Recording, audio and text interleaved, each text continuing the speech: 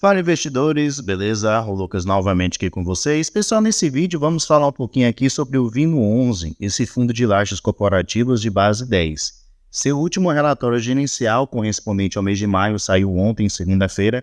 Então vamos aproveitar aqui para considerar juntos como é que esse fundo ele vem se desempenhando e qual a expectativa para o decorrer desse ano de 2024, beleza? Deixa aí nos comentários se você investe no VINO11 e quantas cotas que você tem atualmente dele. Sempre lembrando que o vídeo não é recomendação nem de compra nem de venda de nenhum ativo. Se o fundo lhe interessar, especialmente aqui o VINO11, que tem os seus riscos, então analise bastante antes de se investir nele, beleza? E se esse canal te ajuda de alguma maneira, deixe aí seu like também, que é uma maneira de você mostrar o seu apoio. Então vamos lá, pessoal. Atualmente o VINO11 está sendo negociado aqui, ó, R$ 7,39. Somente no dia de hoje ele caiu aqui um pouco mais de 1%, 1,34%. E também podemos notar que nos últimos 12 meses, a sua mínima foi aqui os R$ 7,19.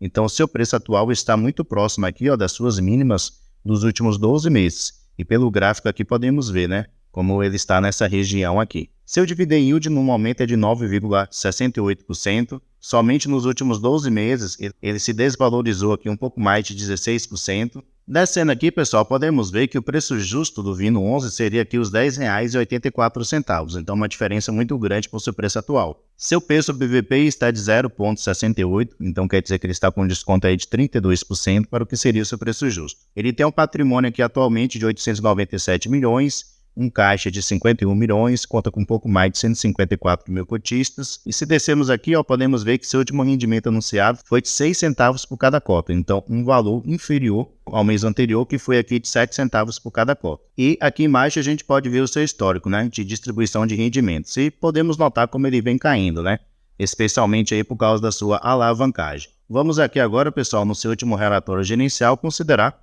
alguns pontos aqui sobre o VINO11. Aqui nos destaques do fundo, correspondente a esse mês de maio, podemos ver que sua ocupação atualmente é de 97%, então ele tem uma boa ocupação. Sua vacância física, no caso, que mede aí os imóveis que estão desocupados, é de apenas 3%. E para o setor que ele atua, que é de lajes corporativas, ele está indo muito bem. Aqui também ele menciona que tem um resultado acumulado aqui de 15 centavos por cada cota. Esse resultado, como eu vou mostrar lá também no seu resultado financeiro, foi adquirido através daquela venda que ele fez de 49% de um dos seus imóveis. Continuando aqui, ó, a gente pode ver justamente sobre isso. Deixa eu voltar aqui para o seu resultado demonstrativo financeiro. Podemos ver que ele teve um resultado total aqui de 7,9 milhões de reais. Esse valor correspondente ao aluguel dos seus imóveis. Ele recebeu aqui também de receita financeira R$ 327 mil. As suas despesas somou o valor aqui de 3,4 milhões de reais, somente aqui despesas financeiras.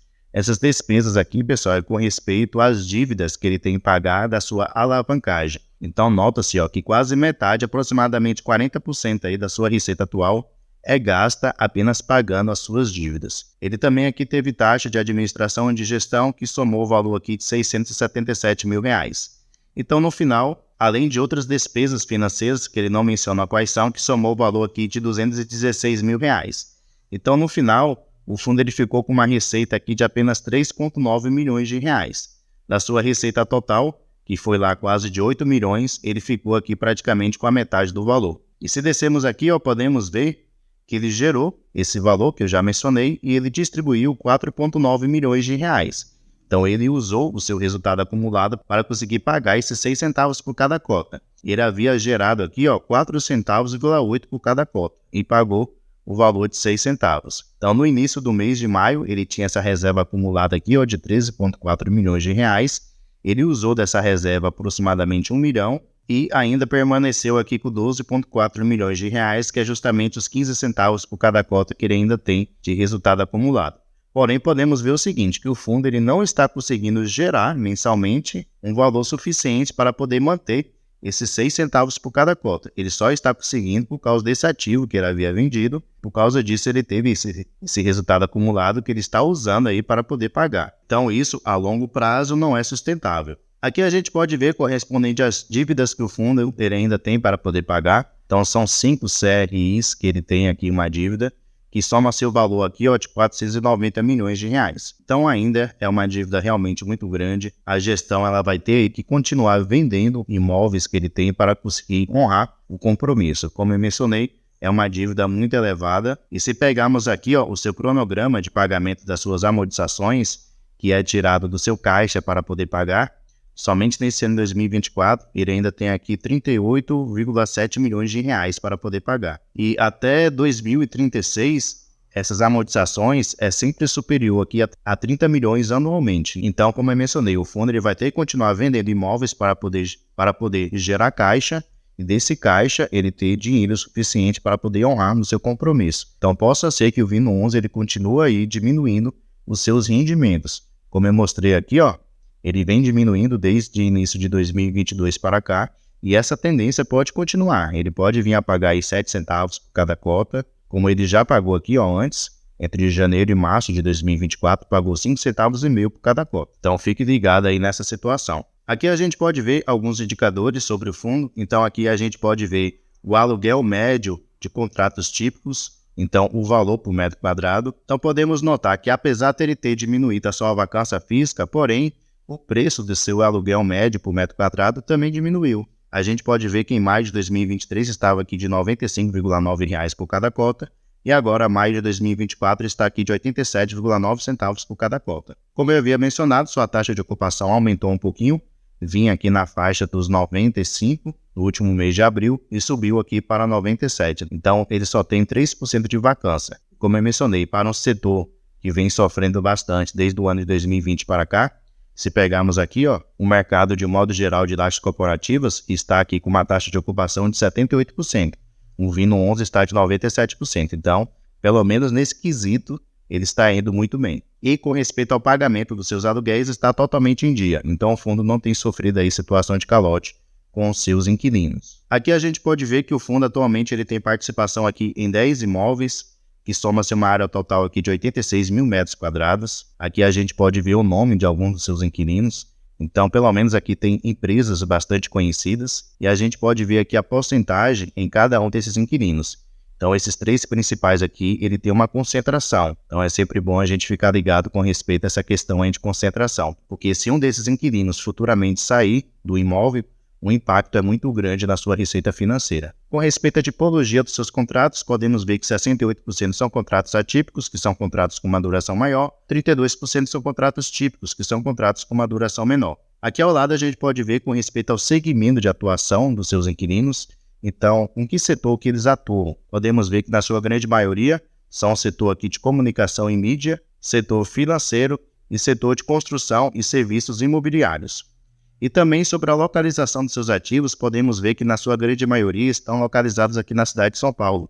79% dos seus ativos estão localizados nessa cidade. Já o restante, 21%, está lá no Rio de Janeiro. Continuando aqui, pessoal, podemos ver o seguinte, que atualmente a duração média dos seus contratos é aqui de 7 anos. Então, nota-se que são contratos com uma duração longa, né? Já que são aí na sua grande maioria contratos atípicos.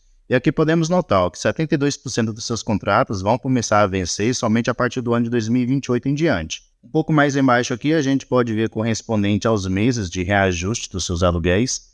Então podemos notar que nesse mês de junho haverá aqui um reajuste em 9% dos seus contratos e vai ser reajustado usando o índice aqui IPCA. Além do IPCA, ele também usa aqui o índice IGPM.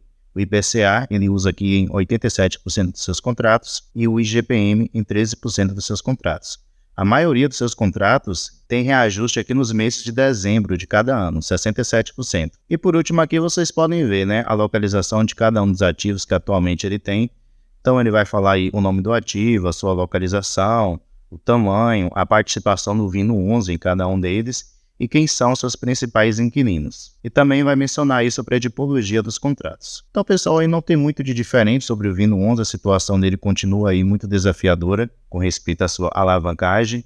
Como eu havia mostrado aqui, ele ainda tem uma dívida muito elevada, de aproximadamente, deixa eu puxar aqui, 490 milhões de reais para poder pagar. Ele até conseguiu aliviar um pouquinho a situação, né? A partir do momento que ele vendeu, ele havia vendido 49% desse imóvel aqui, ó, BN 336, localizado lá no Rio de Janeiro, o que deu, assim, um respiro para o fundo, porém, a sua dívida continua muito elevada, ele vai ter que continuar aí vendendo ativos que ele tem, seus imóveis, para poder honrar o seu compromisso. A alavancagem, pessoal, é um negócio que você tem que tomar muito cuidado. Fundos imobiliários que mexem com a alavancagem. A gente pode ver aí a situação do XPPR11, que também é um fundo de lajes corporativas, o RECT11, que também é um fundo de lajes corporativas, devido à alavancagem muito elevada. Foram fundos que se prejudicaram bastante.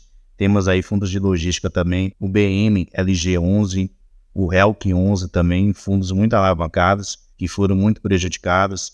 Temos até também o SARI11, o fundo aí de lajes corporativas. Então, cuidado com o fundo muito alavancado e fundos também que não têm uma gestão muito boa, né? Que muitas vezes fazem movimentações ali que não é muito boa para os cotistas. Não estou dizendo que você não tenha que investir ou que você não possa investir no VINO11. Essa é uma decisão totalmente pessoal. Porém, estou aqui destacando os cuidados que você tem que tomar. Tem fundos muito mais interessantes, menos alavancados, com gestoras um pouco melhor do que a Vinci, e que também são ativos de base 10. Temos aí o GARI11, temos o GGRC11, são fundos aí de logística e também de imóveis comerciais. Temos agora também o BBIG11, que é um fundo de shopping muito interessante. Vamos ter mais uma opção de fundo de tijolo, que é o fundo também de imóveis comerciais, o RBVA11, que ele vai realizar um desdobramento das suas cotas. Então são ativos muito mais interessantes do que o VINO11, e tem sim opções melhores para se investir. Porém, como eu mencionei, fica totalmente a critério de você. Mas estude, analise bem antes de investir o seu dinheiro, beleza? Pessoal, muito obrigado pela sua atenção e até a próxima.